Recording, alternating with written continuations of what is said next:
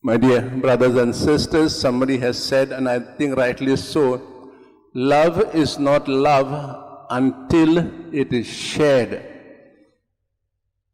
We say God is love, or God's name is love.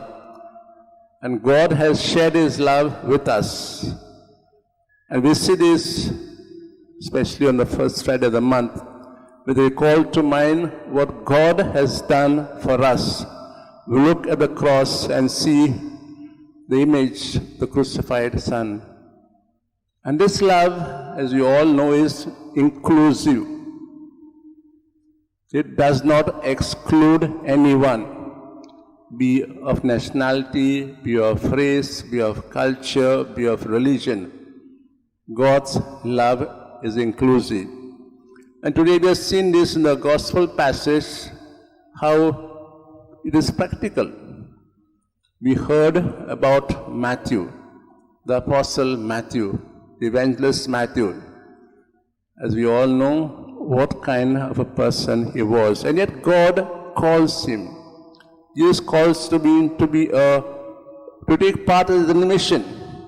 The mission again is to show God's inclusive love for all. Matthew, as you all know, was a tax collector. And if you go back into history of the Jewish times, they were hated. They were called thieves and robbers. Hated because, though being a Jew, he was working for the deadliest enemy, the Romans. Robbers because they used to cheat people by collecting extra taxes, but though they got a fat salary from the Romans. So they were cheaters, they were robbers.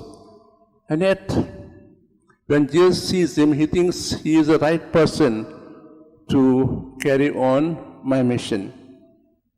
The mission was once again to manifest to the world that love of Father, Son, and Spirit is inclusive. It does not exclude anyone.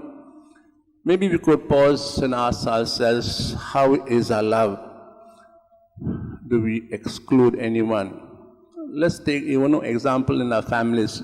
Do we have favorites or specials or otherwise?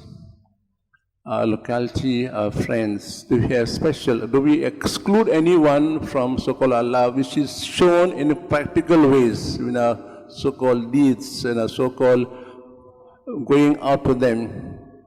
Let's try to walk the example of Jesus, of God, who is love, who manifests this in his deeds, and who shows no partiality, who does not exclude anyone.